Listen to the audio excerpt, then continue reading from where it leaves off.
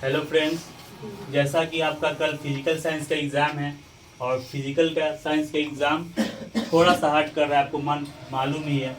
लेकिन कल एग्ज़ाम में आप इन सब क्वेश्चन को ज़रूर करके जाइए, कम से कम आपको फ़ायदा होने ही वाला है। ठीक है, तो चैप्टर 1 से आप सबसे पहले देख लीजिए ग्रीन हाउस इफेक्ट। ठीक, इसमें से क्वेश्चन आ सकता है कि आपको पता होना चाहिए ग्रीन हाउस गैसेस कौन सी है। तो कौन कौन से? मीथेन, नाइट्रस ऑक्साइड, जलवाष्प, CFC, ये सब ग्रीन हाउस गैसेस है। और ग्रीन हाउस गैसेस किस तरह ओजोन लेयर को क्षय करती है, ये क्वेश्चन आप देख के जाइएगा। उसके बाद ग्लोबल वार्मिंग आपको देख के जाना है, ग्लोबल वार्मिंग के प्रभाव क्या होते हैं वो भी आपको देखना है। सेकेंड चैप्टर में आइएगा तो आप चार्ल्स का लॉ देखिए, उसका गणितीय रूप, या इसको ऐसे ही बोल सकता है कि चार्ल्स के नियम के द्वारा आप परम शून्य तापमान का मान निकालिए। और इस बार के लिए PV=nRT जो आदर्श गैस समीकरण है, ये वाला आप डिराइव करके जाइएगा। अगर आपको नहीं आता तो आप देख सकते हैं, मैं 2 मिनट में करके दिखा दे रहा हूँ। V डायरेक्टली प्रोपोर्शनल क्या होता है बॉयल्स के नियम के अनुसार 1/P। V डायरेक्टली प्रोपोर्शनल होता है T, ये चार्ल्स का नियम कहता है। अब V डायरेक्टली प्रोपोर्शनल होता है नंबर ऑफ मोल्स। आप इसको इक्वेट कीजिएगा, V directly proportional to 1/P into T into N। आप यहाँ से प्रोपोर्शनल का साइन हटाइएगा तो V equal to 1/P T N। यहाँ पर R यूनिवर्सल गैस कांस्टेंट आएगा। आप P को इधर भेज दीजिए, PV इक्वल टू nRT, सजा दिए nRT। आपको ये 3 नंबर का आ सकता है, इसको डिराइव कर लीजिएगा। ठीक है, उसके बाद आइए आप डेल का फॉर्मूला प्रकाश चैप्टर से आपको मिलेगा। ठीक है, आपको या तो डेल या तो R equal to 2F, radius of curvature is equal to the double of the focal length. आपको ये करके जाना ही है, क्योंकि ये दोनों में से आपको देगा ही। इसका रेखीय आवर्धन क्या है, प्रकाश के अंदर क्या है, फोकस दूरी क्या है, आप इसको भी देख लीजिए। उसके बाद विचलन कोण कैसे निकाला जाता है ये देख के जाइए। वर्तनांक कैसे निकाला जाता है ये देख के जाइए। उत्तल लेंस एवं अवतल लेंस के बारे में पढ़ लीजिए। उसको अभिसारी या अपसारी लेंस क्यों कहते हैं ये भी पढ़ के जाइए। निकट दृष्टि दोष आपको पता है, जिसको दूर का चीज नहीं दिखता है उसे निकट दृष्टि दोष, और जिसको नजदीक का नहीं दिखता है उसे दूर दृष्टि दोष कहते हैं। इसको किस लेंस से दूर किया जाता है ये देखिए। वर्ण विक्षेपण, जब किसी प्रिज्म से सफेद प्रकाश की किरणें टकराती है तो वो 7 रंगों में विभक्त हो जाती है, जिसको आप विबग्योर बोलते हैं, विबग्योर।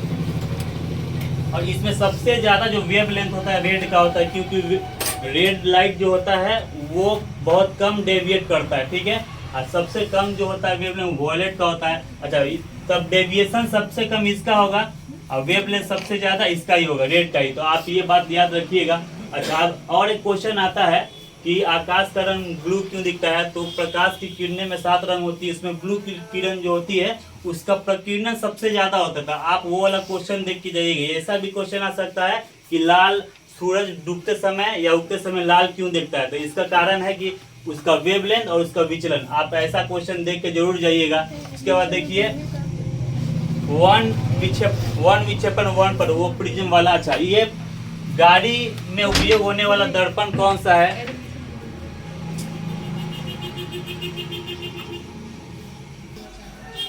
ऐसा भी होता है कि पूछता है कि गाड़ी में कौन से लेंस, आप जानते हैं हेडलाइट जो होता है जो प्रकाश को फैलाता है उसमें अवतल लेंस का उपयोग होता है, और जो प्रकाश को मर्ज करता है उसमें उत्तल लेंस का प्रयोग होता है। तो डॉक्टर हो चाहे कोई भी प्रकाश जो फैलता है उसमें अवतल लेंस का उपयोग होगा।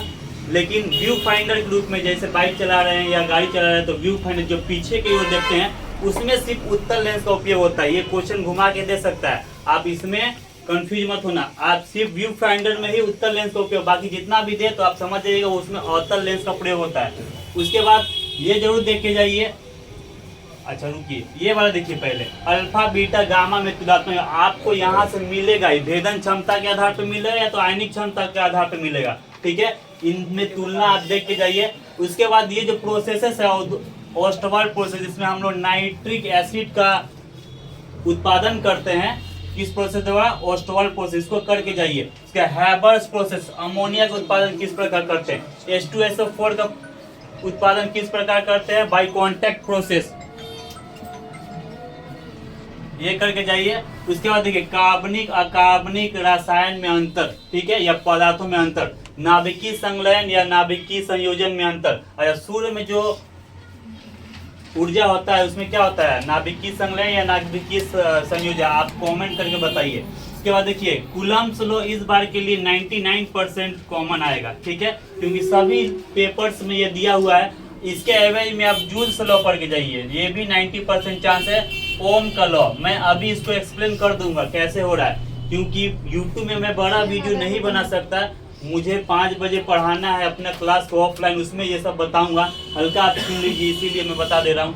फैराडे का लॉ देख के जाइए। सीबीएम कोल बेड मीटर, इसके आने का बहुत ज्यादा संभावना है। LPG liquid petroleum gas, CNG compress natural gas, इसका फुल फॉर्म आ सकता है। अच्छा, यहाँ से तो आपको एक एक नंबर मिलेगा ही। कैसे मिलेगा, एलॉय, एलॉय से आपको कौन कौन सा जिंक प्लस एसएन क्या मतलब एलॉय से क्वेश्चन रहेगा, एलॉय से करके ही जाइए। मैं शॉर्ट्स में इसको डाल दूंगा, एलॉय ओर्स यूनिट उसमें चालकता के आधार पर, जैसे लकड़ी का उसमें चालकता सबसे कम होता है तो हीरा का सबसे ज्यादा होता है, उसके बाद सिल्वर का होता है, सॉरी गोल्ड का होता है, सिल्वर का, इस प्रकार का मैं शॉर्ट्स डाल दूंगा, आप देख लीजिएगा। लेविस डॉट संरचना, लेविस डॉट संरचना आप देख के ही जाइए। लेविस डॉट संरचना NaCl का देखिए, NaCl का लेविस डॉट संरचना देखिए, H2O का देखिए और HCl का देखिए। इसका देख के यहाँ से क्वेश्चन आएगा ही, ठीक है। AC या DC का उपयोग या AC DC से अच्छा क्यों है, ये देख के जाइए। सहसंयोजी और विद्युत संयोजी में अंतर आपको पता है। विद्युत संयोजी में क्या होता है कि जब इलेक्ट्रॉन्स अपना इलेक्ट्रॉन दूसरे पदार्थ को दे देते हैं तब वो विद्युत संयोजी उत्तक हो, लेकिन सहसंयोजी उत्तक में ऐसा नहीं होता है। वो लोग बॉन्डिंग करके एक बॉन्ड बनाते हैं, मतलब इलेक्ट्रॉन का शेयर करते हैं, वो सहसंयोजी बंधन होता है। तो आप इसे देख कर जरूर जाइए। विद्युत ऋणात्मकता किसे कहते हैं, ये फ्लोरीन, क्लोरीन, ब्रोमीन, आयोडीन, इसका सीरीज आता है कि आप सजाइए विद्युत ऋणात्मकता सबसे अधिक किसका है, आयनिक ऊर्जा। बाहर में जो इलेक्ट्रॉन्स होता है उसको बाहर निकालने के लिए जितना भी ऊर्जा की आवश्यकता पड़ता है उसको आयनिक ऊर्जा कहते हैं। ये देख के जाइए। यूपैक्स नेम आएगा ही, किसका किसका आएगा, तो आप एसिटिक एसिड CH3COOH, इसका देखिए C2H5OH, इसका देखिए एल्डिहाइड का देखिए, कीटोन का देखिए, इस सब का कार्यकाली मूलक आ सकता है। उसके बाद देखिए, अच्छा ACDC 2 बार लिखा गया है, सॉरी।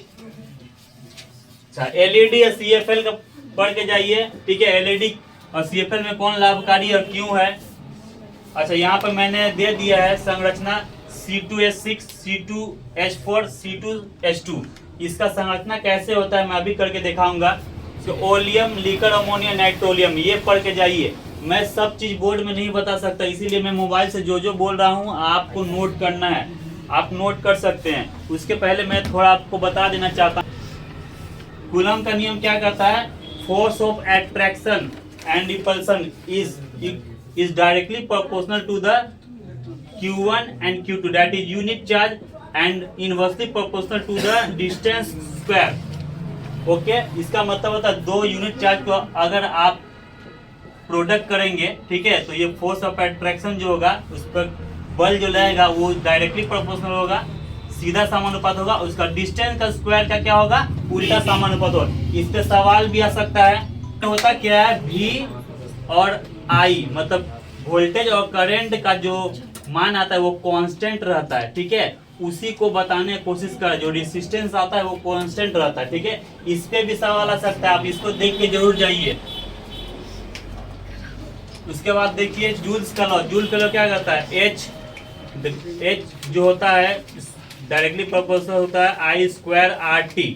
इसका मतलब अगर किसी चालक में धारा प्रवाहित हो रही है तो उसका हीट बढ़ेगा, ठीक है, हीट होगा। अगर किसी चालक में रेसिस्टेंस हो रहा है तो भी उसका हीट होगा। अगर कितना समय के लिए जितने समय के लिए उसमें धारा प्रवाहित होगी वो हीट करेगा ही, ठीक है। तो आप अलग अलग करके भी